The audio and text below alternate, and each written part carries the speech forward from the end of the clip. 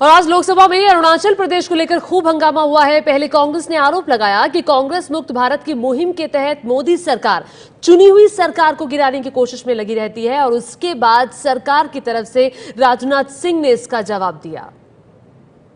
उनके जो दिल में उन्होंने एक ठान लिया है कि इस देश में कांग्रेस मुक्त भारत करने का स्लोगन वो देते जा रहे हैं।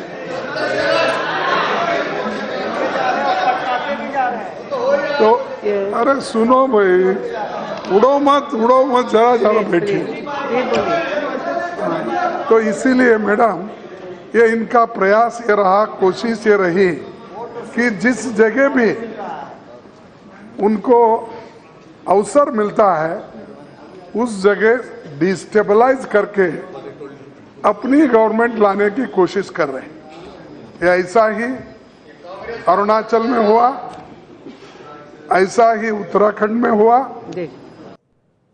और मल्लिकार्जुन खड़गे के आरोपों का जवाब देते हुए गृह मंत्री राजनाथ सिंह ने कहा कि पलटवार किया, और साथ ही ये कहा कि अगर नाव में छेद होगा तो पानी तो घुसेगा ही। उत्तराखंड अरुणाचल में जो कुछ ये संकट पैदा हुआ, दुर्भाग्यपूर्ण संकट पैदा हुआ, वह इनके कांग्रेस के आंतरिक संकट के कारण पैदा हुआ है। यह इनकी इंटरनल क्राइसिस है जिसके कारण पैदा हुआ। मैं आपको उदाहरण देना चाहता हूं। जिस समय उत्तराखंड की असेंबली चल रही थी, उस समय कांग्रेस के 9 सदस्यों ने, कांग्रेस के 9 विधायकों ने खड़े होकर अपनी सरकार का विरोध किया था। इसलिए उत्तराखंड में यह संकट पैदा हुआ है।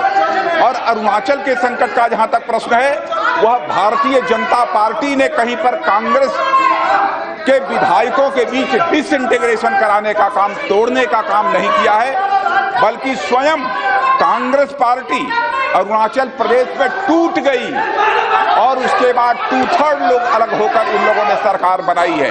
उससे भारतीय जनता पार्टी का कोई लेना देना नहीं है। अंतिम बात मैं कहना चाहता हूं, यदि इनकी नाव में होल हो, इनकी नाव में यदि छेद हो, और यदि उस छेद वाली नाव को यदि आप पानी में डालेंगे तो नाव का डूबना तय है। उसके लिए अध्यक्ष महोदया, पानी को दोषी ठहराया जा सकता कि पानी नाव में घुस गया इसलिए नाव डूब गई। तो सचमुच यदि छेद है तो आपकी नाव में छेद है, और जिस नाव में छेद है उसको डूबना तय है। दुनिया की कोई ताकत नहीं बचा सकती। पानी में यदि डालेंगे तो उसमें पानी घुसेगा।